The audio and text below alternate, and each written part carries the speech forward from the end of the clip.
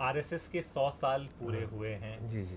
तो आपको लग रहा है कि पिछले कुछ सालों में बदल गए हैं, वो एक संगठन या विचारधारा है? नहीं नहीं, कूड़ा जो होता है ना, वो कूड़ा बदलना, यानी आप सोचते हो उसमें कोई सुधार हो जाता है, नहीं तो कूड़ा तो और सड़ान पैदा करता है। और इसको 100 साल का एक शर्मनाक दौर कहता हूँ, 100 साल के इस देश के लिए। मैंने 40 साल लगाए हैं सिर्फ आरएसएस के दस्तावेजों को जमा करने में, उनको समझने में। एक क्रिमिनल ऑर्गेनाइजेशन, एक इंसान विरोधी ऑर्गेनाइजेशन, एक औरत विरोधी ऑर्गेनाइजेशन। और ये मैं नहीं कह रहा हूँ, सरदार पटेल कह रहे हैं, गोलवलकर को कह रहे हैं कि आपने ऐसे माहौल पैदा कर दिया था कि गांधी जी की हत्या हुई। वेस्टर्न यूपी के अंदर मुसलमानों का कत्लेआम कराने के लिए उसने क्या किया था, एक एक मोहल्ला, उस मोहल्ले के अंदर कितने मुसलमान घर हैं, उस मुसलमान घरों में कैसे आप किस रास्ते से जाएंगे, पीछे से घुसेंगे, क्या करेंगे।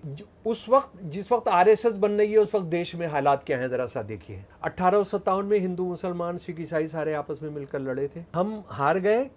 और हारने की वजह थी कुछ गद्दार, मुसलमान हिंदू सिख मिलकर लड़ रहे, तो गद्दार भी हिंदू मुसलमान सिख थे जो मरवा रहे थे। अंग्रेजों के जो दलाल हैं, अंग्रेजों के जो बिलों में घुसे हुए ये बीमारी के कॉकरोच हैं और ये चूहे हैं प्लेग फैलाने वाले, ये निकल कर कैसे सामने आ रहे हैं। आरएसएस जो बनती है ऐसी खाली नहीं बनती है, इनका कोई हिंदू से कोई लेना देना, इनका अंग्रेजों की दलाली करना, जो अंग्रेजों को दोबारा मार पड़ने वाली है उसको फिर डिवाइड एंड रूल को कामयाब कराने के लिए। ये हिंदू परिवार के अंदर, एक ब्राह्मण परिवार के अंदर जुल्म सहा हुआ बच्चा उसके खिलाफ नहीं लड़कर मुसलमानों के खिलाफ संगठन बनाता है। मैं ये सवाल पूछ रहा हूँ 40 साल से। बीमार घर का बीमार बच्चा है, ये दिमागी तौर पर बीमार है, हेडगवार। मैं ये कह रहा हूँ, ये ऐसे लोग हैं जिन्होंने इंसानियत, हिंदू, औरत, भारत माँ, मादर वतन, इंडियन कॉन्स्टिट्यूशन के साथ लगातार बलात्कार किए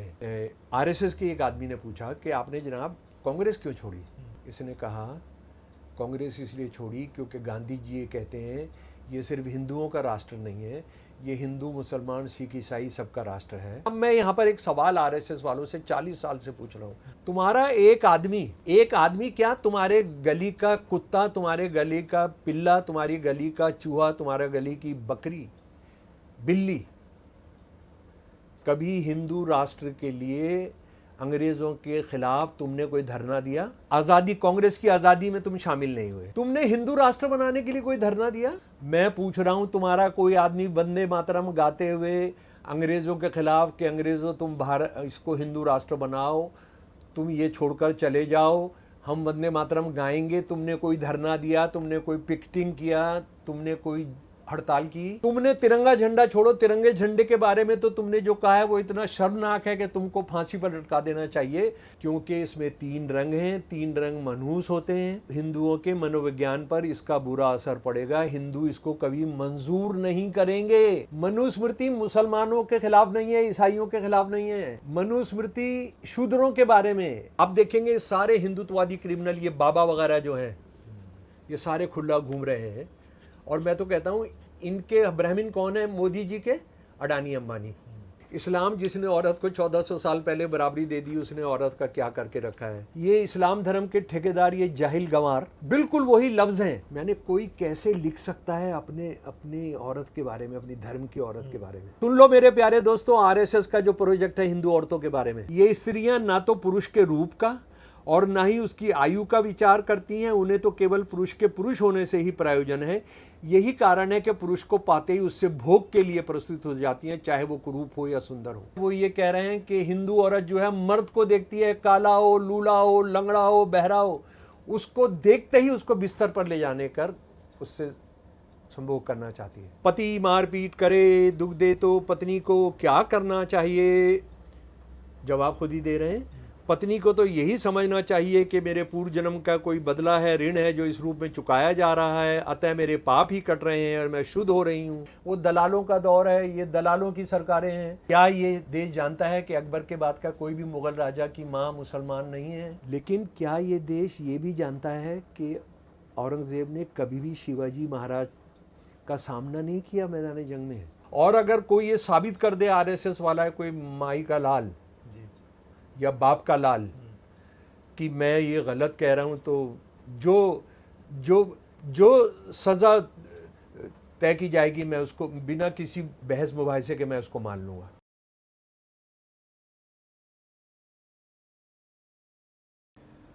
नमस्कार, मेरा नाम हैदर अब्बास नकवी है और आप लोग मुझको इस वक्त दा स्वतंत्र पर देख रहे हैं। देखिए, आज मेरे पास कुछ किताबें हैं और ये किताबें मैंने क्यों ली हुई हैं ये आपको समझ में आएगा। इसके पीछे कारण है। देखिए, आरएसएस को पहचाने, सही है, राष्ट्रीय स्वयं संघ के दस्तावेज़ों पर आधारित।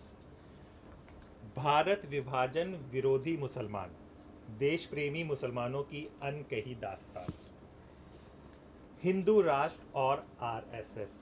अब ये सब बातें हम क्यों कर रहे हैं? क्योंकि आज हम जो आपकी मुलाकात कराने जा रहे हैं इन्हीं के, जिन्होंने लिखा हुआ है शमशुल इस्लाम साहब से।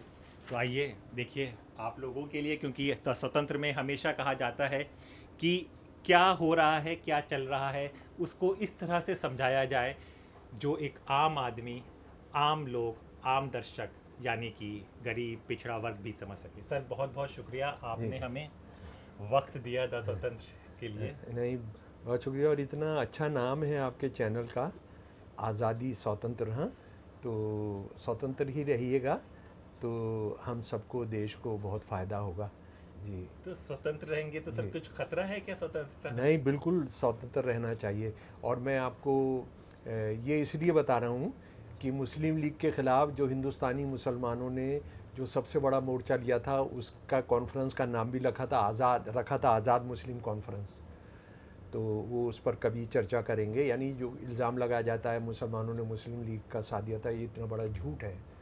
उसके मुसलमानों का सबसे बड़ा जलसा जो था वो दिल्ली में किया था, मुस्लिम लीग की प्रस्ताव पास होने के 1 महीने के अंदर अंदर। तो वो बहुत अच्छा लगता है मुझे, जो भी आज़ाद हैं, और आज़ाद रहना ही चाहिए इंसान, तो आज़ाद ही अच्छा लगता है। जी शुक्रिया सर, हम तो कोशिश कर रहे हैं कि बात सही तरह से लोगों तक पहुंचे। सर, अभी कुछ एक तो सर नहीं कहेंगे हैं। अच्छा, हाँ, बहुत ज़्यादा आदर करना चाहते हैं तो डॉक्टर इस्लाम कह सकते हैं, ये सर तो बिल्कुल नहीं चलेगा। ठीक है। हाँ, बिल्कुल बिल्कुल जी, बिल्कुल। जी, तो डॉक्टर इस्लाम साहब, अभी कुछ वक्त पहले ही आरएसएस के 100 साल पूरे हुए हैं। जी जी। और एकदम, क्या आपने इतना पढ़ा है, इतनी किताबों में है, तो आपको लग रहा है कि पिछले कुछ सालों में बदल गए हैं, वो एक संगठन या विचारधारा है? नहीं नहीं, कूड़ा जो होता है ना, वो कूड़ा बदलना, यानी आप सोचते हो उसमें कोई सुधार हो जाता है, नहीं तो कूड़ा तो और सड़ान पैदा करता है और बीमारियां पैदा करता है। तो वो कूड़ा जो है, गंद जो है, वो कोई उसमें अपने आप सुधरने का उसका कोई चांस नहीं होता है। और ऐसे हालात में जबकि वो बराबर बढ़ता, गंद को बढ़ाता जा रहा है वो, देखिए, ये मैं तो इसको 100 साल की विभीषिका कहता हूँ। आरएस की जो सेंटेनरी है, इसको 100 साल का एक शर्मनाक दौर कहता हूँ। 100 साल के इस देश के लिए, इस देश के लिए, इस देश के लोगों के लिए, इस देश की माइनॉरिटीज़ के लिए, इस देश के हिंदुओं के लिए, इस देश की हिंदू औरतों के लिए। और हैदर साहब, मैं ये भी बताना चाहता हूँ कि मैं जो भी बात करूँगा वो सारा का सारा आरएसएस के दस्तावेज़ों को लेकर बात करूँगा। मैं आरएसएस के किसी भी आलोचक, किसी भी तनकीद करने वाले का बिल्कुल जिक्र ही नहीं करूँगा। मैंने 40 साल लगाए हैं सिर्फ आरएसएस के दस्तावेज़ों को जमा करने में, उनको समझने में। तो ये बात अच्छे तरीके से समझ लें। और आप, मैं जो भी बात कह रहा हूँ उसको बिल्कुल बिंदास आप चलाइएगा, क्योंकि जो नोटिस आते हैं ना, जो लीगल नोटिस आते हैं, उसमें मैं क्या करता हूँ कि मैं आरएसएस को पहचाने ये किताब साथ भेज देता हूँ। हज़ारों आ चुके हैं और उसके बाद किसी नोटिस का कोई माई का लाल आरएसएस वाला हिंदुत्ववादी नहीं है जो जिसने दूसरा फिर केस दोबारा भेजा हो कि आप पर अभी मुकदमा चलेगा, समझे आप?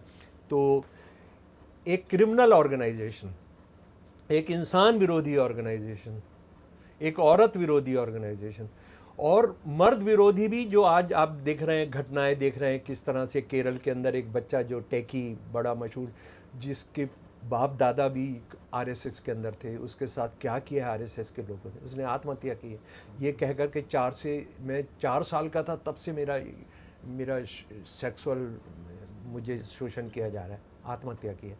तो ये तो एक श्राप है इस दुनिया पर, इस समाज पर। और यानी क्या इसके कितने वैल्यू चाहिए? गांधी जी के हत्यारे, और ये मैं नहीं कह रहा हूँ, सरदार पटेल कह रहे हैं। सरदार पटेल कह रहे हैं श्यामा प्रसाद मुखर्जी को चिट्ठी लिखते हुए, जो हिंदू महासभा का प्रेसिडेंट था, गोलवलकर को कह रहे हैं कि आपने ऐसे माहौल पैदा कर दिया था कि गांधी जी की हत्या हुई। आपने आम मासूम मुसलमान बच्चे औरतों से बदला लिया, जिसका कोई मतलब नहीं था। गुनाहगार जो थे उनसे उनका आप बदला नहीं लिया, इनके साथ आपने बदला लिया। तो इनके जो जुर्म है असल में, वो बदकिस्मती से कांग्रेस में बहुत आरएसएस समर्थक लोग रहे। उसका एक लंबी एक कथा है। मुझे लग रहा है कि ये बहुत इधर उधर ना फैल जाए, लेकिन यहाँ पर एक बात करके मैं ख़त्म करूँगा। जैसे आप इसको लेते हैं पंत जी को, जो आज़ादी के वक्त हमारा जो यूनाइटेड प्रोविंस है, जो उत्तर प्रदेश है, उसके चीफ मिनिस्टर थे। उस वक्त चीफ मिनिस्टर को प्राइम मिनिस्टर कहते थे, गोविंद वल्लभ पंत। गोविंद वल्लभ पंत आरएसएस के आदमी थे। ये वो आदमी है जिसके रहते हुए रात को रामलला प्रकट हो गए थे दिसंबर के अंदर बाबरी मस्जिद के अंदर, जिससे वो सारा शुरू होता है। और उनके जो होम सेक्रेटरी थे राजेश्वर दयाल, सीनियर आईसीएस, उस वक्त आईसीएस होते थे, बहुत सीनियर, उन्होंने अपनी जीवनी लिखी है, लाइफ ऑफ अ टाइम। वो हम सब ने पढ़नी चाहिए। उन्होंने लिखा है कि आज़ादी के मौके पर गोलवलकर, जो उस वक्त सरसंघचालक था आरएसएस का, वो वेस्टर्न यूपी के अंदर मुसलमानों का कत्लेआम कराने के लिए उसने क्या किया था। एक एक मोहल्ला, उस मोहल्ले के अंदर कितने मुसलमान घर हैं, उस मुसलमान घरों में कैसे आप किस रास्ते से जाएंगे, पीछे से घुसेंगे, क्या करेंगे, इतना माइन्यूटली नक्शे बना के रखे हुए थे। तो जेटली साहब, जो एक आईजीपी थी उस ज़माने के, बहुत ईमानदार, बहुत सेकुलर पुलिस थे, उन्होंने छापा मारा आरएसएस के दफ्तर पर, और वो संदूक भरा हुआ वो पकड़ा। और वो संदूक इतना भयानक था वो सब, और वो हो जाता तो कत्लेआम होता तो क्या होता। तो वो फौरन उस संदूक को लेके ये पंत के पास आ गए, लखनऊ। ये वेस्टर्न यूपी से, ये शायद बरेली का से पकड़ा गया था आरएसएस के दफ्तर में। लाइफ ऑफ अ टाइम, ये राजेश्वर दयाल जी की किताब से मैं आपको उसका तर्जुमा, उसका अनुवादित बता रहा हूँ। तो उन्होंने कहा कि मैं लेकर आया, और रात को उठाया उनको, पंत जी को, उठिए। तो काफ़ी देर में तो पंत जी आया, और पंत जी को जब कहा गया कि जनाब ये सब है, तो पंत जी ने कहा कि भाई ये मामला बड़ा गंभीर है, इसमें गोलवलकर इन्वॉल्व है, ये सब है, तो कल हम कैबिनेट की मीटिंग बुलाएंगे। ये बहुत जिद करते रहे, और जेटली साहब बहुत जिद करते रहे इसको, सर अभी कुछ करना चाहिए। वो नहीं माने, और ये खबर गोलवलकर को मिल गई। गोलवलकर उसी इलाके में था। जब वो चला गया तो पंत जी ने कहा कि एक चिट्ठी लिख दीजिए। राजेश्वर दयाल जी से कहा कि आमतौर पर मंत्री वगैरह यही करते हैं, अपने सेक्रेटरी से कहते हैं तुम मेरे अंदाज में चिट्ठी लिख दो। तो उन्होंने कहा कि सर मैं चिट्ठी लिख तो देता हूँ आपके अंदाज में, लेकिन उसका कोई फ़ायदा होगा नहीं, क्योंकि मध्य प्रदेश निकल चुका है। तो आरएसएस को लोग किस तरह से कांग्रेस के अंदर घुसे हुए थे, वो तो अभी हम आएंगे जब हेडगेवार पर। हेडगेवार जो है कांग्रेस का ही लीडर था, कांग्रेस का लीडर था। तो हम ज़रा सा आ जाएं कि ये 100 साल पहले बनी थी, यानी विजयदशमी के दिन हमें बताया जा रहा है, जो बिल्कुल झूठ है, बताया जा रहा है कि 1925 में बनी थी। ये आरएसएस के जो अपनी किताबें हैं, जो उन्होंने इसकी जीवनियाँ लिखी हैं, आरएसएस वालों ने, ये एक तो बंदा जो है खुद कुछ लिखता नहीं था।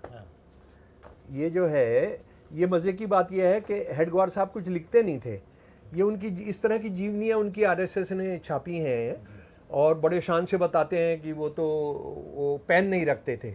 मतलब बताइए, आपको मजाक उड़ाना चाहिए कि पेन नहीं रखते, तो आप तो क्या बताने की कोशिश कर रहे हैं, पर इसको शान के तौर पर बताते हैं कि वो पेन नहीं रखते थे।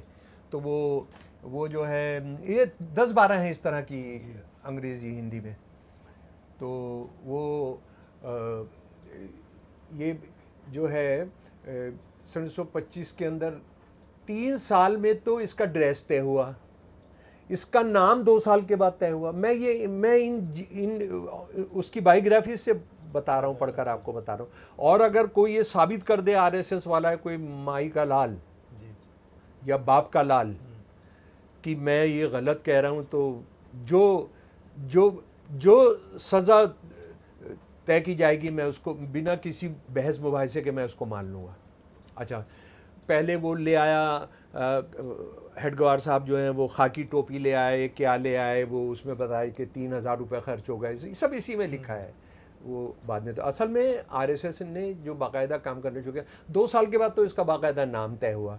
उसके बाद फिर ये जो जब तय होता है, जब हेडगवार की मुलाकात होती है सावरकर से, सावरकर माफ़ीनामे 7 माफ़ीनामे ने दिखकर बाहर आ गए।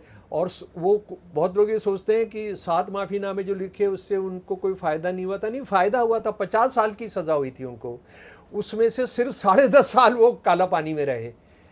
39.5 साल उनको माफ़ी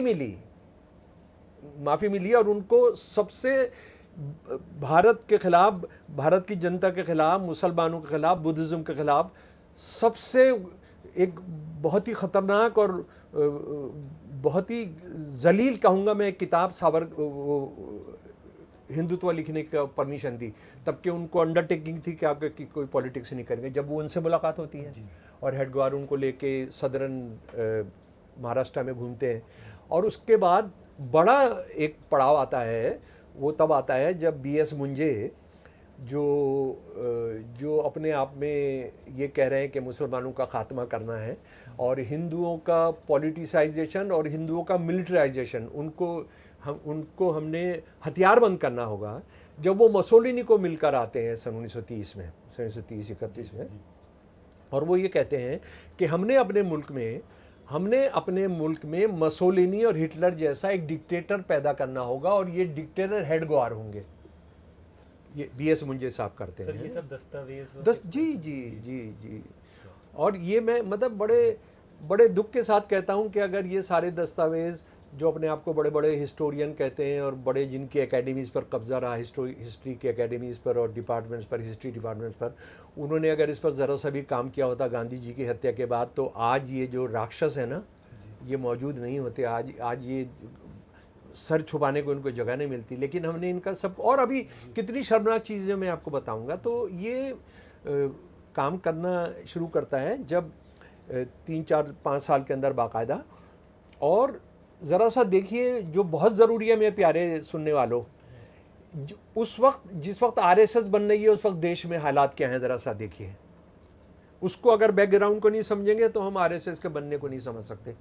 1857 में हिंदू मुसलमान सिख ईसाई सारे आपस में मिलकर लड़े थे, भयानक कुर्बानियाँ दी थी। और उसमें ये एक सच है कि मुसलमान जो लगभग 21-22% आबादी होती थी, उन्होंने 40% कुर्बानियाँ दी थी। ये जो सारी किताबें हैं, ये 1857 की सारी किताबें हैं, ये सारे शहीदों के, एक एक शहीद का मैंने जो भी सरकारी के पास था वो जमा किया है।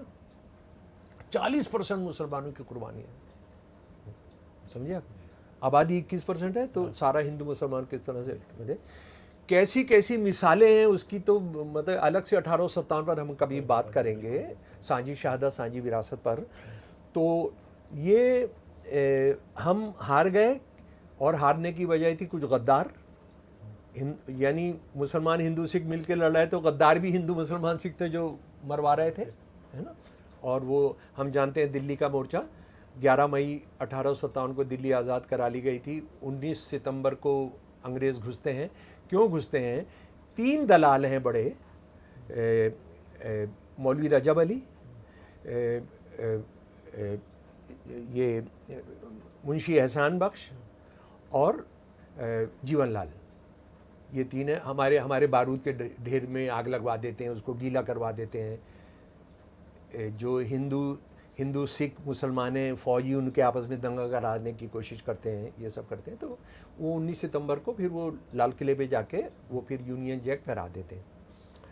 लेकिन और उस लड़ाई से अंग्रेज ये सोचते हैं कि हम डिवाइड एंड रूल की पॉलिसी आती है कि अगर हम इनको आपस में बांट के नहीं रखेंगे तो हमारा राज नहीं चल सकता। ये ख़त हैं अंग्रेज़ों के, जो उनका इंडिया का मंत्री है इंग्लैंड में बैठा हुआ, और यहाँ के जो वाइसराय हैं, गवर्नर जनरल हैं, उनके आपस में पत्र व्यवहार है मेरे पास है कि अगर हम नहीं लड़वाएंगे तो करेंगे। उसके साथ वो जातिगत भी लड़ाई करवा रहे हैं।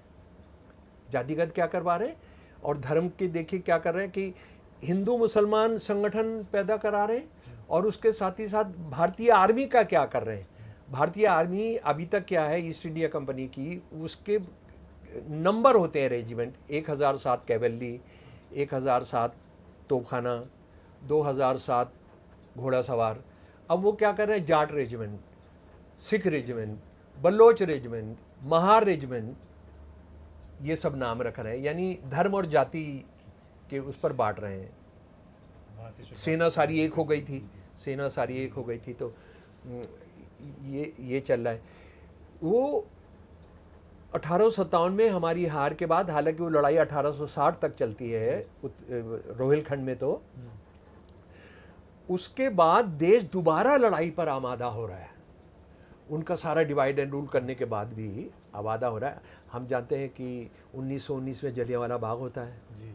जलियांवाला बाग के अंदर अंग्रेज कहते हैं कि 400 लोग मारे गए, 10,000 से लोग ज़्यादा मारे जाते हैं, लेकिन चलिए अगर बहुत कम करके भी आंका जाए और हम ये कहा जाए कि ठीक है यार, ये जो पब्लिक मेमोरी में जो है, वो जो कथानक है वो ठीक नहीं है, कम से कम 1000 लोगों का बहुत सारे वर्जन्स हैं हिस्टोरियंस के कि ये 1000 लोग मारे गए, ठीक है जी, शहीद हुए। 200 हिंदू हैं, 100 मुसलमान हैं, 100 सिख हैं, यानी 1857 दोबारा पैदा हो रहा है। हो रहा है नहीं हो रहा है? अच्छा, उसके बाद आप ये देखिए, उसके बाद क्या हो रहा है, हम सन 1925 में काकोरी हो रहा है। काकोरी के हिंदू मुसलमान सिख मिलकर खजाना लूट रहे हैं, और खजाना इसलिए लूट रहे हैं, हथियार खरीदने के लिए नहीं, छापा खाना बनाएंगे, समाजवादी लिटरेचर छापेंगे और उसको वितरित करेंगे, समझ गए? तो ये कर रहे हैं, और वो जाके फिर सन 1927 में शहीद किए जाते हैं। उसके बाद आप समझ लीजिए कि डॉक्टर अंबेडकर बहिष्कृत हितकारिणी सभा बना रहे हैं सन 1924 में। देखिए, जब जनता लड़ाई पर तैयार हो रही है, हिंदू मुसलमान सिख मिलके लड़ रहे हैं, तो ये फिर इनके जो प्यादे अंग्रेज़ों के, बल्कि इनके अंग्रेज़ों के जो दलाल हैं, अंग्रेज़ों के जो बिलों में घुसे हुए ये बीमारी के कॉकरोच हैं और ये चूहे हैं प्लेग फैलाने वाले, ये निकल कर कैसे सामने आ रहे हैं, देखिए आप ज़रा गौर करिए। उसके बाद नौजवान भारत सभा बनाते हैं भगत सिंह 1924-25 में। उसके बाद हिंदुस्तान सोशलिस्ट रिपब्लिकन आर्मी भी 1925 में बनती है। भारत की कम्युनिस्ट पार्टी बनती है 1925 में ही, ठीक है। सन 1925 बहुत इंपॉर्टेंट है। आरएसएस जो बनती है ऐसी खाली नहीं बनती है, इनका कोई हिंदू से कोई लेना देना नहीं, इनका अंग्रेजों की दलाली करना, जो अंग्रेजों को दोबारा मार पड़ने वाली है उसको फिर डिवाइड एंड रूल को कामयाब कराने के लिए। उसके बाद जनाब आत्मसम्मान आंदोलन पेरियार का, इस बार का जो फ्रंट लाइन है अंग्रेजी का जो सबसे मशहूर मैगजीन है, उसमें कवर ही स्टोरी पेरियार पर है कि उनका जो आत्मसम्मान सेल्फ रेस्पेक्ट मूवमेंट है उसको 100 साल पूरे हो रहे हैं। हम आरएसएस के 100 साल की बात कर रहे हैं, गद्दारों की, लोग जो है अंग्रेजों से लड़ने वाले, जातिवाद से लड़ने वाले लोगों की बात कर रहे हैं। श्री नारायण गुरु का one cast one religion one God 1920s में शुरू हो रहा है केरल के अंदर, और ट्रावंकोर लेबर एसोसिएशन वो एस्टेब्लिश करते हैं। इस वक्त में आरएसएस बन रही है। इस वक्त में मुस्लिम लीग को अंग्रेज बुला रहे हैं, शिमला बुला रहे हैं, ये कर रहे हैं, पुनर्गठन कर रहे हैं, ये सब कर रहे हैं, ठीक है। इस ज़माने के अंदर कई और मुस्लिम कम्युनल संगठन भी सामने आ रहे हैं, है ना, कि सबको असली मुसलमान होना चाहिए, हमने सारे इंडिया को मुसलमान करना है और ये सब करना है। यानी उधर हिंदू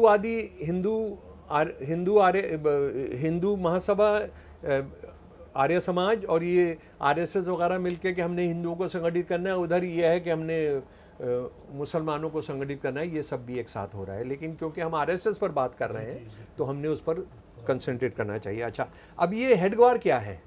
ये असल में एक ब्राह्मण परिवार से आते हैं। हाँ। ये कर्नाटका और महाराष्ट्र के बॉर्डर पर एक परिवार से आते हैं। और आरएसएस ये कहती है कि वो तो जातिवाद में विश्वास नहीं करती है और ये सब होता है, हम तो सारे हिंदुओं को एक मानते हैं। इतना बड़ा झूठ है। उनकी जो जीवनी है, उनकी इसी जीवनी के अंदर लिखा हुआ है कि ये एक ऐसे ब्राह्मण परिवार से आते थे जिसकी लीनियज जो है, जिसका जो शजरा है, जिसका जो ट्री है वो ऋग्वेद तक जाता है। और इनके परिवार से ब्राह्मण होते थे जिनको शंकराचार्य ने 8वीं शताब्दी के अंदर जब वो आए थे तो उन्होंने पूरा उनको जिम्मेदारी दी थी धर्म फैलाने की, ये वो कह रहे हैं। अच्छा, ये साहब जो है कांग्रेस के लीडर हैं और ये बचपन के अंदर इनका भाई जो है माधव, वो इतना जालिम आदमी है कि चरस अफीम बनवाने के लिए इनकी पिटाई करता है, इनको कपड़े उतार के पीटता है, रात को ठंड में खड़ा रखता है। ये हिंदू परिवार के अंदर, एक ब्राह्मण परिवार के अंदर जुल्म सहा हुआ बच्चा उसके खिलाफ नहीं लड़कर मुसलमानों के खिलाफ संगठन बनाता है। मैं ये सवाल पूछ रहा हूं 40 साल से।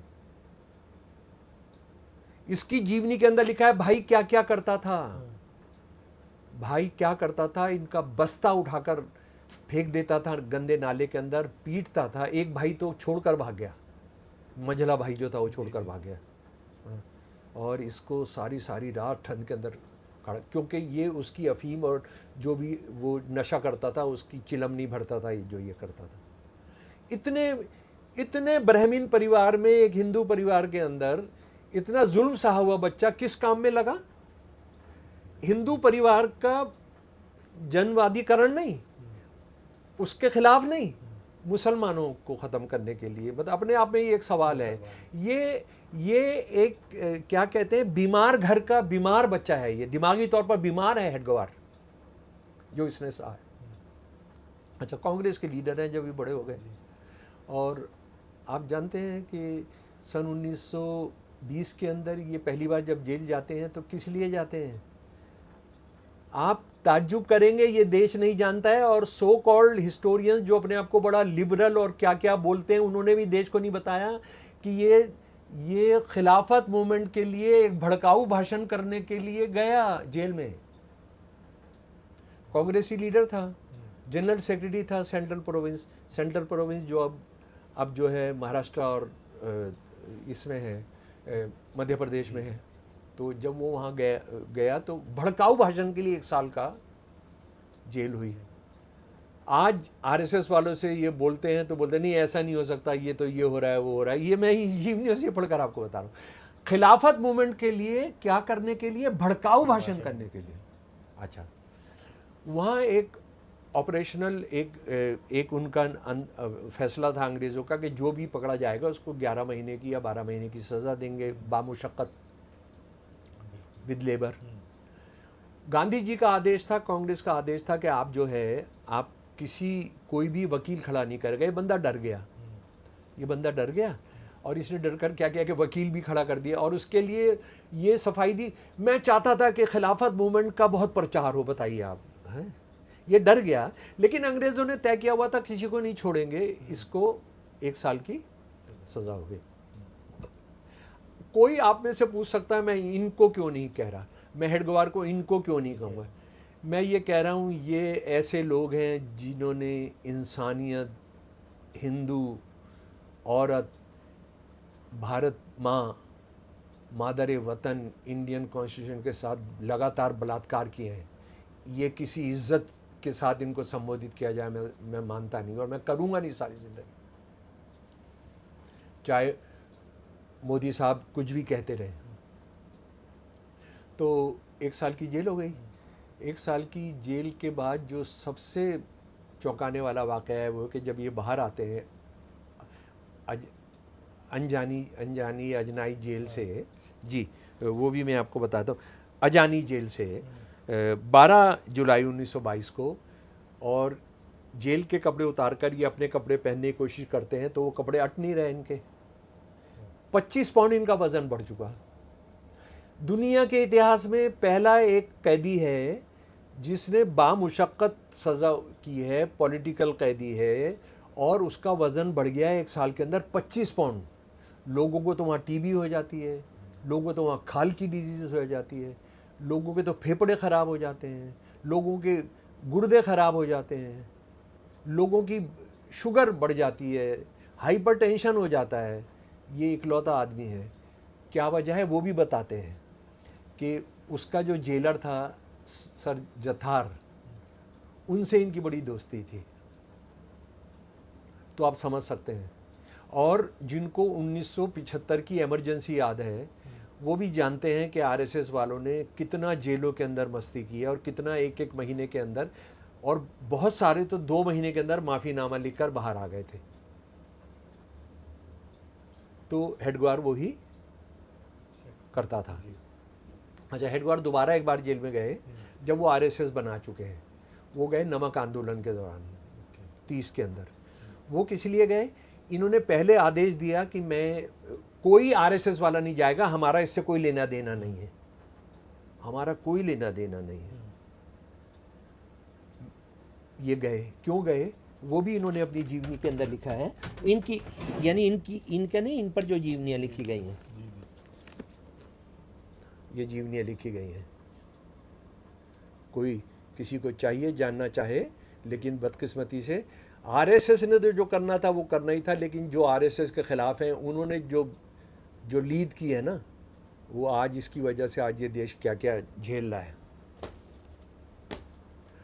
ये किस लिए गया कि कांग्रेसी इसके जाल में नहीं फंस रहे थे। आरएसएस तो बना दी इसने, कांग्रेसी नेता नहीं आ रहे थे। उनको फंसाऊंगा मैं, लिखा है कि मैं उनको विन ओवर करूंगा। इसी का नतीजा ये था कि सन 1933 के अंदर कांग्रेस वर्किंग कमेटी ने फैसला किया, कोई भी आदमी जिसका आरएसएस से कोई संबंध होगा या मुस्लिम लीग से संबंध होगा, वो कांग्रेस से कोई उसका संबंध नहीं होगा। अच्छा, अब दूसरी बात ये देखिए, इससे ये पूछा गया, आरएसएस के एक आदमी ने पूछा कि आपने जनाब कांग्रेस क्यों छोड़ी? इसने कहा कांग्रेस इसलिए छोड़ी क्योंकि गांधी जी ये कहते हैं ये सिर्फ हिंदुओं का राष्ट्र नहीं है, ये हिंदू मुसलमान सिख ईसाई सबका राष्ट्र है। अब देखिए, यानी इसमें 2-3 बातें हैं बहुत इंपॉर्टेंट। एक बात तो ये है कि गांधी जी ये कह रहे हैं कि देश की जो आज़ादी की लड़ाई है वो हिंदू मुसलमान सिख मिल के लड़ेंगे, हम तो इसमें जाएंगे नहीं। अच्छा, अगली बात ये है कि गांधी जी इसको हिंदू राष्ट्र नहीं मानते, तो अगर आप हिंदू राष्ट्र बनाने की लड़ाई लड़ेंगे तो हम आएंगे, लेकिन क्योंकि आप अंग्रेज़ों से आज़ादी की लड़ाई लड़ रहे हो तो हम आपके साथ नहीं आएंगे। अच्छा, अब मैं यहाँ पर एक सवाल आरएसएस वालों से 40 साल से पूछ रहा हूँ, आज तक जवाब नहीं मिला। आपके चैनल से मिल जाए तो ठीक है भाई। ठीक है, तुम कांग्रेस में नहीं, कांग्रेस छोड़ दी तुमने हिंदू राष्ट्र की वो कल्पना नहीं करते थे और तुम उससे अलग थे, तुम हिंदू राष्ट्र बनाना चाहते थे। हमको एक बात बता दो, तुम्हारा एक आदमी क्या, तुम्हारे गली का कुत्ता, तुम्हारे गली का पिल्ला, तुम्हारी गली का चूहा, तुम्हारे गली की बकरी, बिल्ली, कभी हिंदू राष्ट्र के लिए अंग्रेज़ों के खिलाफ तुमने कोई धरना दिया? ठीक है, आज़ादी, कांग्रेस की आज़ादी में तुम शामिल नहीं हुए, ठीक है। तुमने हिंदू राष्ट्र बनाने के लिए कोई धरना दिया? तुम्हारा कोई आदमी जेल गया? हेडगेवार जो एक बार कांग्रेस, दोनों बार कांग्रेस के कॉल पर गया, जिसका हमने किया है। तुम्हारे कौन कौन नेता हैं जो 38-39 तक आरएसएस के होल टाइमर बन चुके हैं? हेडगेवार, गोलवालकर बन चुका है, एल.के. आडवाणी बन चुका है, दीनदयाल उपाध्याय बन चुका है, ठीक है जी, अटल बिहारी वाजपेयी बन चुका है, हाँ, और बल्लाज मधोक बन चुका है। इनमें से कोई गया? अच्छा, एक तुम और बात करते हो वंदे मातरम। वंदे मातरम गाना होगा तो तिरंगा लहराना होगा, मस्जिदों पर तिरंगा लहराना है, मदरसों पर तिरंगा लहराना है, और वंदे मातरम गाना।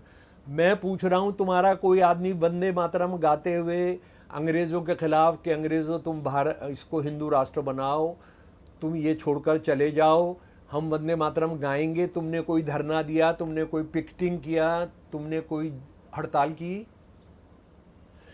तुमने तिरंगा झंडा छोड़ो, तिरंगे झंडे के बारे में तो तुमने जो कहा है वो इतना शर्मनाक है कि तुमको फांसी पर लटका देना चाहिए, जो कानून है। हालांकि मैं फांसी की सजा के खिलाफ हूं। 14 अगस्त 1947 को अंग्रेजी का जो इनका मुखपत्र है ऑर्गेनाइजर, उसने क्या लिखा, मैं हूबहू उसका अंग्रेजी में उसका हिंदी पढ़कर आपको सुना रहा हूं। वो लोग जो किस्मत के दांव से सत्ता में आ गए हैं, वो हिंदुओं के हाथ में तिरंगा झंडा थमा दें, हिंदू उसको कभी बर्दाश्त नहीं करेंगे, क्योंकि इसमें 3 रंग हैं, 3 रंग मनहूस होते हैं और हिंदुओं के मनोविज्ञान पर इसका बुरा असर पड़ेगा। हिंदू इसको कभी मंजूर नहीं करेंगे। आरएसएस के जो तिरंगे झंडे के बारे में ये कहते हैं, उन्होंने कभी तिरंगा झंडा नहीं लहराया। और ये उसकी जो किताब है, ये जो किताब है बंच ऑफ थॉट्स, अंग्रेजी हिंदी सब में, ये देखिए, ये रखी है, बंच ऑफ थॉट हिंदी अंग्रेजी दोनों के अंदर है। इसके अंदर वो कह रहा है कि ये मनहूस झंडा है, ये बेकार का फजूल झंडा है। ये जो है, ये 66 के बाद छपी है ये किताब, यानी 48 की बात कर रहे थे हम, 66 के बाद की इस किताब की बात कर रहे हैं। हाँ, और गोलवलकर ये कह रहा है कि ये तो तिरंगा झंडा जो है, ये तो 3 रंग हैं जो किसी टेलर ने जोड़ दिए हैं। यानी एक सफ़ेद झंडा शांति का, एक लाल झंडा कि हम जुल्म के आगे झुकेंगे नहीं, एक हरा झंडा खुशहाली का, एक अशोक का चक्र के इंसानियत के हिसाब से, न्याय के हिसाब से चलेगा। उसको तुम कह रहे हो ये एक दर्जी का ने 3 रंग जोड़ दिए हैं। हाँ? 26 नवंबर 1949 भारत का संविधान सभा भारत का संविधान पास करती है।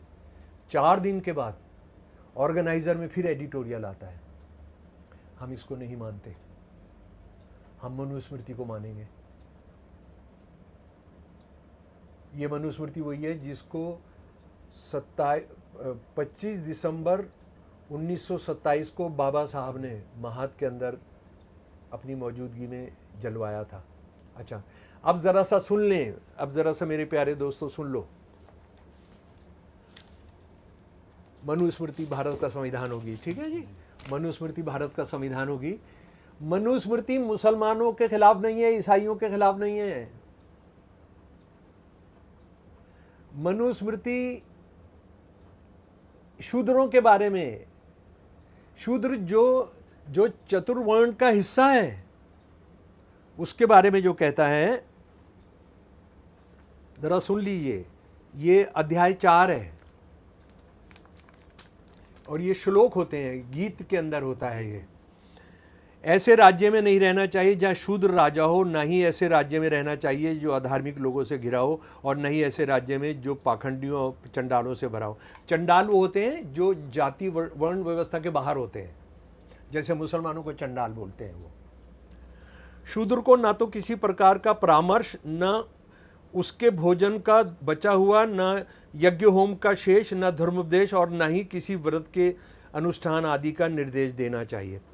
जो व्यक्ति शूद्र को धर्म उपदेश अथवा व्रत के अनुष्ठान आदि का निर्देश देता है, वह उसी शूद्र के साथ असंवरत नामक घोर अंधकार वाले नरक में गिर जाता है। समझ गया? अच्छा, उसके बाद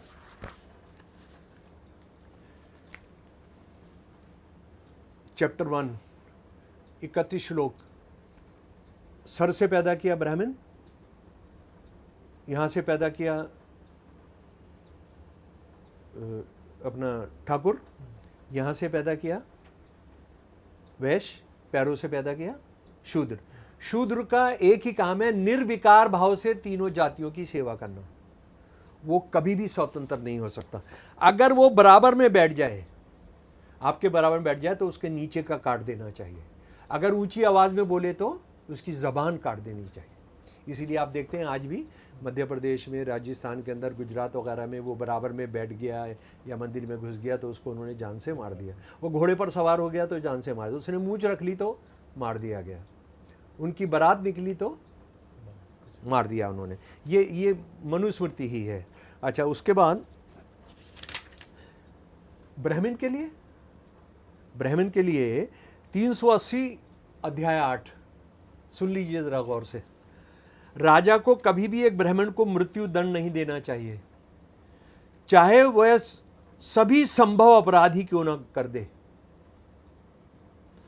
उसे राज्य से निष्कासित कर देना चाहिए, लेकिन उसकी सारी संपत्ति छोड़ देनी चाहिए और उसके शरीर को कोई चोट नहीं पहुंचाना चाहिए। आप देखेंगे सारे हिंदुत्ववादी क्रिमिनल, ये बाबा वगैरह जो हैं, ये सारे खुला घूम रहे हैं।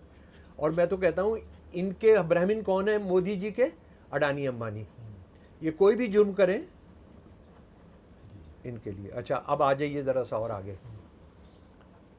हिंदू औरत, हम तो मुसलमानों को बहुत कोसते रहते हैं ना, और सही भी है कि मुसलमानों ने, इस्लाम जिसने औरत को 1400 साल पहले बराबरी दे दी, उसने औरत का क्या करके रखा है?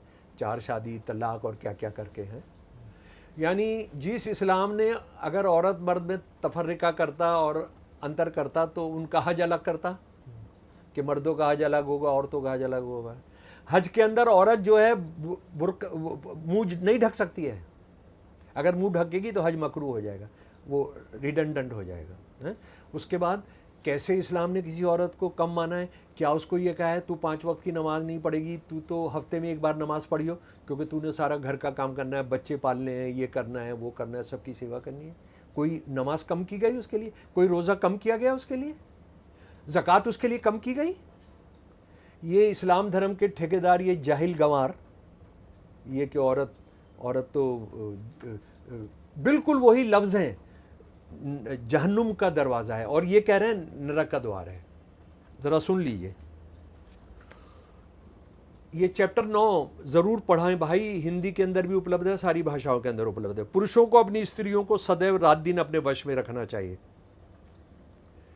श्लोक 9 चैप्टर 3 का, बचपन में पिता, जवानी में लड़के, वो पति, और बुढ़ापे में लड़के उसको अपने नियंत्रण में रखते हैं। ठीक, सभी जातियों के लोगों को, यार इसमें ब्राह्मण लड़कियां भी शामिल हैं, उनको भी उनको कंट्रोल में रखना चाहिए। और उसके बाद सबसे खतरनाक, मैंने कोई कैसे लिख सकता है अपने औरत के बारे में, अपनी धर्म की औरत के बारे में? श्लोक 9 चैप्टर 9, श्लोक 14 चैप्टर 9 सुन लो मेरे प्यारे दोस्तों। आरएसएस का जो प्रोजेक्ट है हिंदू औरतों के बारे में, ये स्त्रियां ना तो पुरुष के रूप को, और ये स्त्रियां जो है मुसलमान स्त्रियां नहीं है, ये स्त्रियां सिख स्त्रियां नहीं है, ये स्त्रियां मुसलमान ईसाई स्त्रियां नहीं है, ये हिंदू स्त्रियों के बारे में कह रहा है। ये स्त्रियां ना तो पुरुष के रूप का और ना ही उसकी आयु का विचार करती हैं, उन्हें तो केवल पुरुष के पुरुष होने से ही प्रयोजन है। यही कारण है कि पुरुष को पाते ही उससे भोग के लिए प्रस्तुत हो जाती हैं, चाहे वो कुरूप हो या सुंदर हो। यानी आप बताइए ये कितना क्रिमिनल संगठन है, ये कितना अमानवीय संगठन है, ये कितना हिंदू विरोधी संगठन है। जो बात मुसलमान औरत विरोधी मुसलमान क्लर्जी भी नहीं कहता है, वो ये कह रहे हैं कि हिंदू औरत जो है मर्द को देखती है, काला हो, लूला हो, लंगड़ा हो, बहरा हो, उसको देखते ही उसको बिस्तर पर ले जाने कर उससे संभोग करना चाहती है। ठीक है, आप सोच रहे हैं ये कोई 1948-47 की बात है, ये कोई उस जमाने की बात है? आप गलत सोच रहे हैं। गीता प्रेस इस वक्त हिंदू धर्म की किताबें छापने वाला सबसे बड़ा संस्था है। जी, गांधी शांति पुरस्कार मिला है उसको। ये एकमात्र संगठन है धार्मिक किताबें बेचने वाला जिसको 80 रेलवे स्टेशन पर फ्री के अंदर बुक स्टॉल उपलब्ध है। इसका जो औरत विरोधी साहित्य है, जो भारत के संविधान का, क्रिमिनल प्रोसीजर कोड का, इंटरनेशनल ह्यूमन राइट्स कोड का, औरतों का जो चार्टर है, ह्यूमन राइट्स चार्टर है, ह्यूमन राइट्स का जो चार्टर है उसके खिलाफ है। आप इसको सुनेंगे तो आप पागल हो जाएंगे। ये कितनी किताब छप चुकी है अभी तक इस किताब के हिसाब से?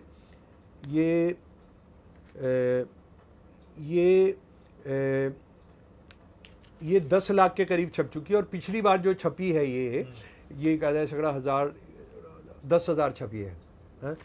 80 रेलवे स्टेशन बिकती है, रेलवे वो रोडवेज के उस पर बिकती है।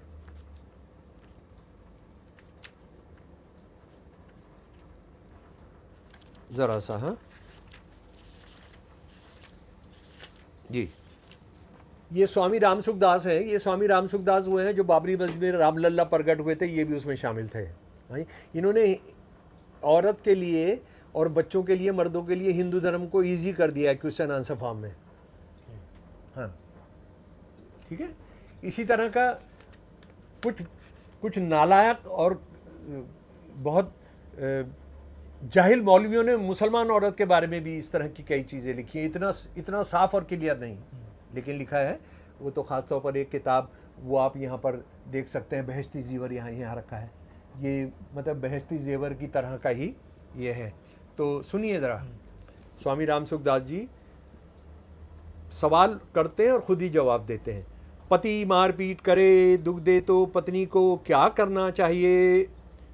जवाब खुद ही दे रहे हैं। पत्नी को तो यही समझना चाहिए कि मेरे पूर्व जन्म का कोई बदला है, ऋण है जो इस रूप में चुकाया जा रहा है, अतः मेरे पाप ही कट रहे हैं और मैं शुद्ध हो रही हूं।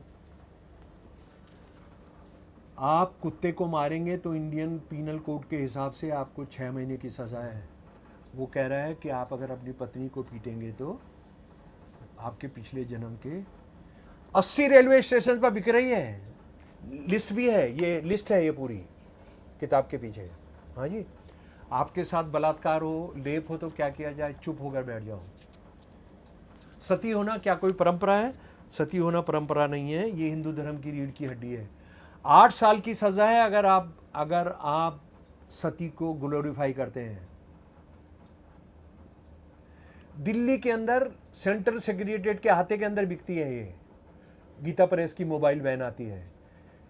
सुप्रीम कोर्ट के अहाते में बिकती है ये किताब। आपको नौकरी करनी चाहिए? नौकरी बिल्कुल नहीं करनी चाहिए। आपका दिल बड़ा कमज़ोर होता है, औरत का दिल बड़ा कमज़ोर होता है। औरत को जायदाद में हिस्सा मिलना चाहिए? नहीं मिलना चाहिए। भाइयों में झगड़ा हो जाएगा। जैसे जब औरतों को नहीं मिलता तो सिर्फ भाइयों में झगड़ा नहीं, औरत भाई बहनों में झगड़ा हो जाएगा। जैसे जब सिर्फ भाइयों को मिलता है तब झगड़ा नहीं होता है उनमें। जब औरत को देंगे, और बाबा साहब वही कोड ले आना चाह रहे थे जिसके लिए आरएसएस और हिंदू महासभा के लोगों ने इस्तीफा दिलवाया था, और नेहरू ने सबमिट किया था इनकी दादागिरी के सामने। हाँ, अच्छा, गीता जो है रीढ़ की हड्डी है, हिंदू धर्म की रीढ़ की हड्डी है। ये किताबें बिक रही हैं 10-10 रुपए के अंदर। ये किताबें एक नहीं है, 30 किताबें हैं इस तरह की। नारी शिक्षा,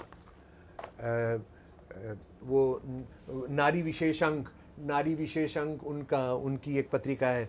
पूरी की पूरी 400-500 पेज की किताब है सती के फेवर के अंदर। और ये सिर्फ जनाब हिंदी में नहीं है, अंग्रेजी में भी है, देश की हर भाषा के अंदर है। तो मेरे प्यारे दोस्तों, एक और बात, आपने एक आदमी कोई 1 महीने के लिए, 1 दिन के लिए गिरफ्तार हुआ स्वतंत्रता संग्राम ने। गोलवलकर ने कहा कि क्योंकि हिंदू राष्ट्र नहीं बनना था इसलिए हम उसमें शामिल नहीं हुए। हमारे अंदर सवाल उठते रहे लेकिन हमने उसमें नहीं कहा। इसने शहीदों के बारे में जो बोला है गोलवलकर ने, वो मुझे लगता है कि वो ज़रूर सुनना चाहिए सर। शहीदों के बारे में जो बोला है वो सुन लीजिए।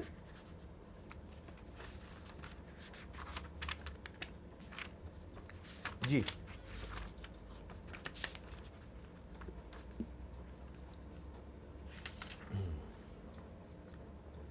गोलवलकर ये असल में ये कितना छुपाएंगे, क्या करेंगे? बात यह है, ये 7 वॉल्यूम हैं आरएसएस के। ये इन्होंने छापे सन 1960-70 में, उसमें हर लाइब्रेरी से गायब कर दिए, हर जगह से। ये उनका इंसान विरोधी, हिंदू विरोधी, राष्ट्र विरोधी किताबों का संकलन है, गोलवलकर की राइटिंग्स और उसके भाषण। 7 वॉल्यूम है ये। ज़रा सुनिए इसका जो विचार नवनीत, इसमें से है ये जो पहला है, उसका शहीदों के बारे में क्या कह रहा है। यानी शहीद हमारे कौन है? भगत सिंह, राजगुरु, सुखदेव, अशफाकुल्लाह, ये सब। निसंदेह ऐसे व्यक्ति जो अपने आप को बलिदान कर देते हैं श्रेष्ठ व्यक्ति हैं, और उनका जीवन दर्शन प्रमुखतः पौरुषपूर्ण है। वह सर्वसाधारण व्यक्ति से जो कि चुपचाप भाग्य के आगे समर्पण कर देते हैं और भयभीत और अकर्मण्य बने रहते हैं, बहुत ऊंचे हैं। फिर भी हमने ऐसे व्यक्तियों को समाज के सामने आदर्श के रूप में नहीं रखा है। हैदर भाई क्या करोगे, क्या करोगे हैं? इनको दौड़ा दौड़ा के मारते, लेकिन क्या करें, ये राज कर रहे हैं। हमने बलिदान को महानता का सर्वोच्च बिंदु जिसकी मनुष्य आकांक्षा करें नहीं माना है, क्योंकि अंततः वे अपना उद्देश्य प्राप्त करने में असफल हुए, और असफलता का अर्थ है कि उसमें कोई गंभीर त्रुटि थी। शहीदों को गाली बक रहा है। उसके बाद ये इसी के अंदर, इसी किताब के अंदर है, खंड 1 में, अंग्रेजों के प्रति क्रोध के कारण अनेकों ने अद्भुत कारनामे किए। हमारे मन में भी एक आध बार विचार आ सकता है कि हम भी वैसा ही करें। वैसा अद्भुत कार्य करने वाले निसंदेह आदरणीय हैं। उसमें व्यक्ति की तेजस्विता प्रकट होती है, स्वतंत्रता प्राप्ति के लिए शहीद होने की सिद्धता झलकती है।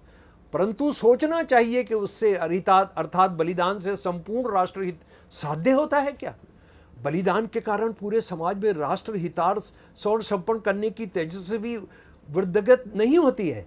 अब तक का अनुभव है कि वह हृदय की अंगार सर्वसाधारण को असहनीय होती है। अरे तुम कहां से शहीद पैदा करते? तुम तो दलाली कर रहे थे। तुम तो मुस्लिम लीग के साथ मिलकर सरकारें चला रहे थे।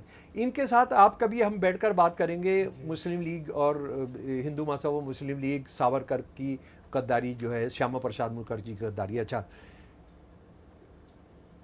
हमारे बहादुर शाह जफर के बारे में क्या लिखा इस जलील आदमी ने? बहादुर शाह जफर के बारे में बहुत सवाल होते हैं, लेकिन जिस तरह से वो लड़े और जिस तरह से तैयार हो गए वो, मतलब वो उनका था कि मैं कब्र में पैर लटकाए बैठा हूँ, तो लेकिन वो तैयार हुए और 11-12 मई 1857 को तैयार हो गए कि मैं हिंदुस्तान का मैं बनूंगा। ये 1 जून 1947 को भाषण कर रहा है ये बंदा गोलवलकर। सन 1857 में हिंदुस्तान, ये हिंदुस्तान को हिंदुस्तान कर देते हैं। अच्छा, यहाँ पर ये बताना ज़रूरी है कि मुग़लों ने या उससे पहले जो भी मुसलमान नाम के राजा थे, उन्होंने कभी भी इस देश को इस्लामी राष्ट्र घोषित नहीं किया। उन्होंने कभी भी इस देश को इस्लामी राष्ट्र घोषित नहीं किया। उन्होंने इसको हिंदुस्तान ही रखा, लेकिन इन्होंने इसको हिंदुस्तान कर दिया जी। सन 1857 में हिंदुस्तान के तथाकथित नाम नेहात सो कॉल्ड अंतिम बादशाह बहादुर शाह ने भी निमन गर्जना की थी। ये उनकी एक बहुत मशहूर 2 लाइनें हैं, लेकिन देखिए कितना जलील करने के लिए उसका इस्तेमाल कर रहा है। गाजियों में बू रहेगी जब तलक ईमान की। गाजी मतलब जो स्वतंत्रता, जो हथियारबंद क्रांतिकारी थे।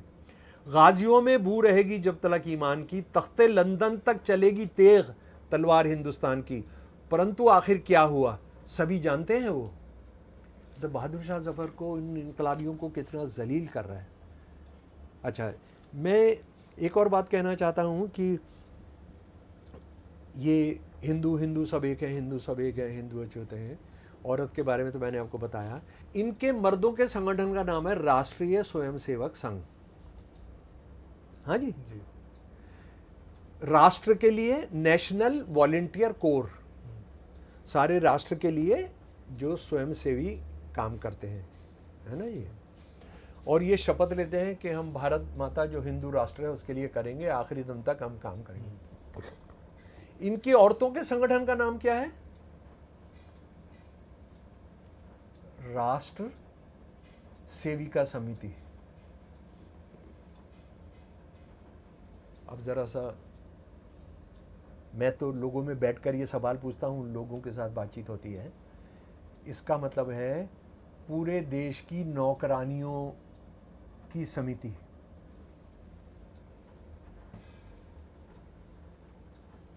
भाई तुम मुसलमानों को नौकरानी बनाना चाहते हो, उनको बाहर करना चाहते हो, उनको गुलाम करना चाहते हो, ईसाइयों को करना चाहते हो, तुम सिखों को, बुद्धों को, जैनियों को तुम धर्म नहीं मानते हो, लेकिन इनको तो, हिंदू औरतों को तो बराबर का मान लो।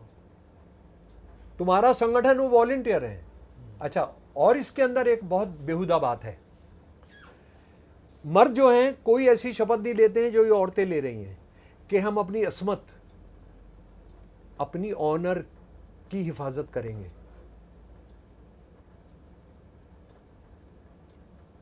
भाई किसी भी औरत की असमत या उसकी ऑनर किससे भंग होती है? मर्द इन्वॉल्व होता है तभी होती है ना, नहीं होती है। आप मर्द से अपना जो स्वयं सेवक है उससे शब्द नहीं करवा रहे हो कि तू भी जो अपनी असमत को बनाकर रखेगा। आप बताइए, जिनको अपनी औरतों पर विश्वास नहीं है और अपनी औरतों को कितना जलील कर रहे हैं।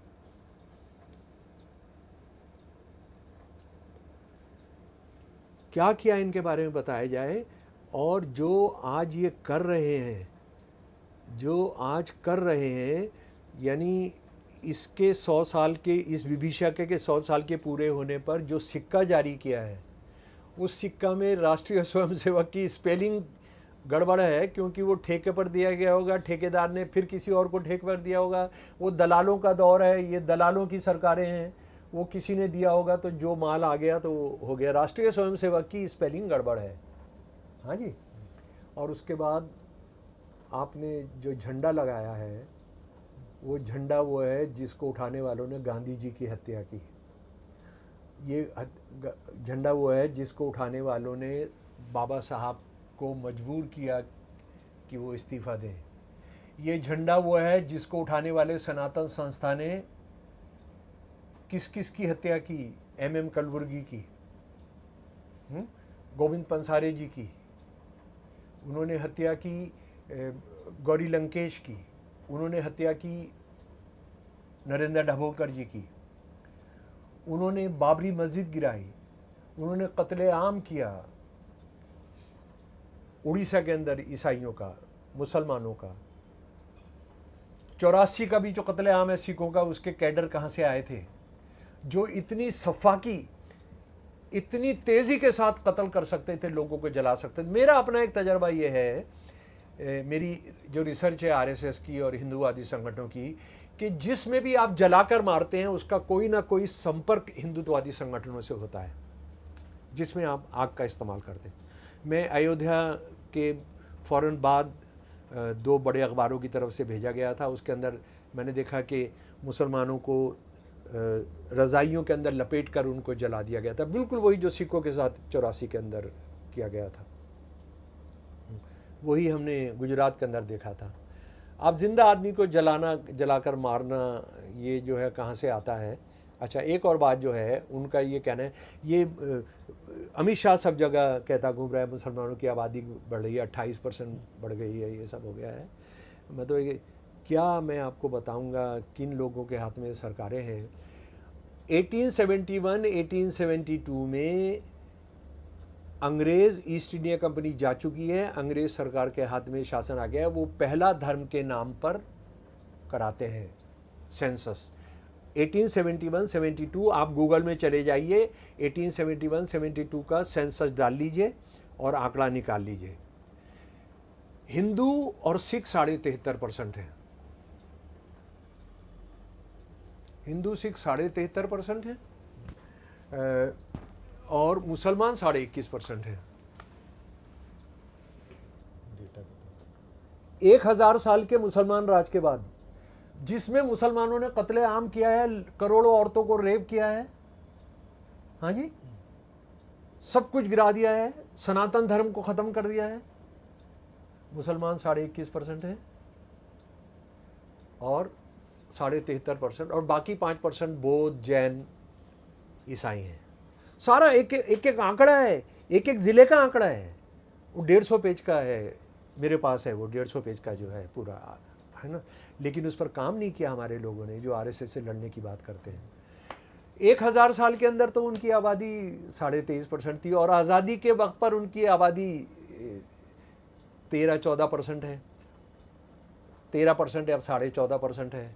ठीक है जी, वो 28% कैसे बढ़ गई, कोई सवाल नहीं पूछता, क्योंकि ये जाहिल जो अपने आप को आरएसएस से लड़ने की बात करते हैं, ये कुछ जानते ही नहीं है, ये कुछ पढ़ते ही नहीं है, ये बस औरंगजेब सेकुलर था ये बताते रहते हैं। हाँ, इसके अलावा इनको कुछ नहीं। अच्छा, अब दूसरी बात आ जाइए, ये मुसलमान राज जो है 1000 साल का, ये किसका राज है? क्या क्या ये देश जानता है मोहम्मद बिन तुगलक की माँ एक हिंदू थी? क्या ये देश जानता है कि अकबर के बाद का कोई भी मुगल राजा की माँ मुसलमान नहीं है?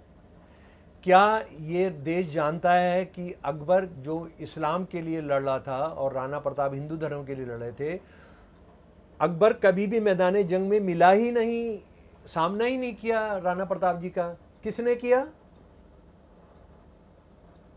किया मान सिंह ने, उनके साले ने, जो उनका कमांडर इन चीफ था, उनका मुंह बोला बेटा भी था। हम बात करते हैं औरंगज़ेब की। औरंगज़ेब मतलब औरंगज़ेब दिमागी तौर पर बीमार आदमी था, क्योंकि जो अपने बाप को जेल में डाल दे, 3 भाइयों का मर्डर करा दे, है ना, और उनका एक भाई तो कितना बड़ा जनाब था वो। आप उनकी किताबें अगर उनका देखें, मजमुल बहरैन, यानी 2 समंदरों का मिलन, इस्लाम और हिंदुज़म का। आपका कितना भी झगड़ा हो, ये सब हो, लेकिन वो फारसी, हिंदी, संस्कृत, पाली किस किस का माहिर था, है ना। ये मजमुअतुल बहरैन, हाँ, ये बाप को जेल में डलवाया है। सारा पैसा जब मरा तो ख़जाना खाली था, और उसके बाद देखिए मुग़ल सल्तनत का क्या होता है? जिसने कोई भी मुसलमान किंगडम जो इस्लाम धर्म की उसकी समझ के हिसाब से नहीं थी, उनको सबको ख़त्म किया। साउथ के अंदर, वेस्ट के अंदर, ईस्ट के अंदर, सबको ख़त्म किया। लेकिन क्या ये देश ये भी जानता है कि औरंगज़ेब ने कभी भी शिवाजी महाराज का सामना नहीं किया मैदान जंग में? किसने किया? जयसिंह 1 और जयसिंह 2। जयसिंह 1 चाचा और जयसिंह 2 भतीजा। दारा शिकोह को पकड़ना हो या इसके दूसरे भाइयों खुर्रम को पकड़ना हो, सारा का सारा काम इन्होंने किया। अफगानिस्तान पर कब्जा करने का काम जयसिंह 1 ने किया औरंगज़ेब के लिए। शिवाजी से सारी लड़ाइयाँ इसने लड़ी, शिवाजी से जयसिंह 1 और जयसिंह 2 ने। इनको क्या क्या नाम दिए हैं ज़रा सा वो जान लीजिए। औरंगज़ेब ने चाचा को तो बेटा नहीं बनाया, जयसिंह 2 को बेटा बनाया, हाँ, इसको गाजी, और इसको नाम दिया सवाई जयसिंह। सवाई जयसिंह का मतलब क्या है? आज भी उनका परिवार लिखता है। और ये खिताब जो है अकबर ने जयपुर के राजा को भी दिया था। सवाई का मतलब होता है मैं एक हूं और ये सवा है। ये कोई जानता ही नहीं है इस देश में कि सवाई मानसिंह क्यों लिखते हैं। वो सवाई मानसिंह का मतलब भाई औरंगज़ेब का दिया हुआ है, सवाई के तुम सवा हो। तो ये सारी चीज़ें देश जानता नहीं। और मैं तो, आप यकीन मानिए कि मैं बिल्कुल भड़क जाता हूँ कि ये सारी सच्चाइयाँ क्यों नहीं लाई गई आज तक इस देश के इतिहासकारों के ज़रिए, क्यों नहीं बताया उन्होंने। आरएसएस के सारे दस्तावेज गाय को लेकर, कि मुसलमानों के आने से गाय अत्याचार, गाय खाना कोई ज़रूरी नहीं है, और गाय कोई ऐसी चीज़ भी नहीं है कि जो सेहत के लिए बहुत अच्छी हो, लेकिन सस्ता प्रोटीन होता था तो गरीब लोग, और ज़्यादा तो हिंदू ही खाते हैं, हिंदू तो बहुत ही खाते थे। इसने गोलवलकर ने एक भाषण में कह दिया कि वो मुसलमानों के आने से शुरू हुआ। ये कह रहा है इसका प्रारंभ हमारे देश में विदेशी आक्रांताओं के आगमन के साथ हुआ। लोगों की गुलामी के लिए तैयार करने के लिए उन्होंने सोचा कि हिंदुओं को आत्मसम्मान से जुड़ी हर चीज़ का निरादर करो। इसी सोच के चलते गौवध भी शुरू किया गया। ये सन 1960 के अंदर बोल रहा है जनाब ये, ठीक है। अच्छा, अब ज़रा सा विवेकानंद जी को सुन लीजिए। विवेकानंद जी गए हुए हैं अमेरिका। आप अचंभित रह जाएंगे प्राचीन वर्णनों के आधार पर मैं कहूं कि वो अच्छा हिंदू नहीं है जो बीफ नहीं खाता है। महत्वपूर्ण अवसरों पर उसे आवश्यक रूप से बैल की बलि देना व उसे खाना चाहिए। भारत के अंदर मदुरा के अंदर भाषण कर रहे हैं ब्राह्मणों के सम्मेलन में। इसी भारत में कभी ऐसा भी समय था जब कोई ब्राह्मण बिना गौ मांस खाए ब्राह्मण नहीं रह पाता था। तुम वेद पढ़कर देखो कि किस तरह जब कोई सन्यासी या राजा मकान में आता था तो सबसे पुष्ट बैल मारा जाता था।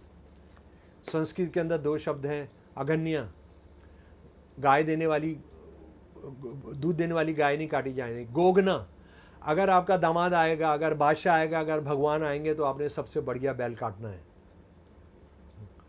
तो कितना कितना घटिया। और ये सब यानी पूरे झूठ पर टिका है, पूरा ताश झूठ। और किसी ने फूंक नहीं मारी है, किसी ने बताया नहीं है। बाबा साहब का लेख आपने ज़रूर पढ़ना चाहिए, did Hindus never eat beef in ancient India. उसका हिंदी कराकर बीबीसी की एक साइट पर डला हुआ है, आप ज़रूर पढ़ें। तो मेरे प्यारे दोस्तों, बहुत सारी बातें हैं, ये सब हैं, लेकिन जिन लोगों को कूड़ेदान में गांधी जी की हत्या के बाद डाल दिया जाना चाहिए था, आज वो राज कर रहे हैं। कोई नहीं पूछता कि तुम्हारी नस्ल क्या है, तुम्हारी असल क्या है, तुम्हारा असली क्या है। तुम मुसलमान ईसाइयों को छोड़ो, तुम तो हिंदुओं के खिलाफ हो, तुम हिंदू औरतों के खिलाफ हो।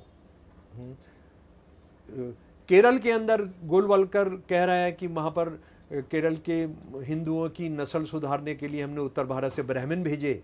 आखिरी बात मेरी, इसलिए भेजे कि जो भी शादी होगी वहाँ पर केरल के हिंदुओं की, उनकी नस्ल सुधारने के लिए जो भी पहला बच्चा होगा वो उत्तर भारत से जो ब्राह्मण है उससे पैदा करना होगा, ब्राह्मणों को छोड़कर।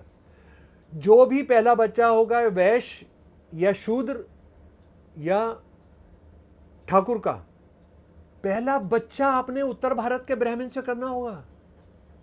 ये तो आप रेप को खुलेआम कह रहे हो। आप दक्षिण भारत के हिंदुओं से कितनी नफरत करते हो, ये सवाल किसी ने पूछे नहीं है। धन्यवाद। हाँ सर, आखिरी में तो ये सब 11 साल में ये सब सुनने को नहीं मिला, और अब तो कहा जाएगा कि ये सब बातें करके शमसुल साहब माहौल ख़राब कर रहे हैं सब चीज़ों का। हाँ, तो करें, मेरे पर डिफेमेशन करें, कब से कह रहा हूँ डिफेमेशन करें। कोई कर ही नहीं रहा है ना, कोई कर ही नहीं रहा ना। कि गोलवलकर का जो भाषण है गुजरात यूनिवर्सिटी के अंदर कि हमने केरल के हिंदुओं की नस्ल सुधारने के लिए क्या किया था, करे ना, करे तो सही। कोई मुझे फांसी पर तो लटकाए। आपको डर घबराहट नहीं? बिल्कुल नहीं है। मैं एक ऐसे परिवार से आता हूँ जिसने मुस्लिम लीग के खिलाफ आज़ाद मुस्लिम कॉन्फ्रेंस के अंदर हिस्सा लिया था, मुस्लिम लीग के खिलाफ लोहा लिया। मैं एक ऐसे परिवार, मेरी जो पार्टीशन पर किताब है वो मेरे परिवार की भी कथा है। सब मुसलमान भी आपसे नाराज हो जाएंगे। अरे पूछिए मत आप। ये आपने बहिश्ती जेवर दिखा दी, वो तो एक ही थैली के चट्टे बट्टे हैं।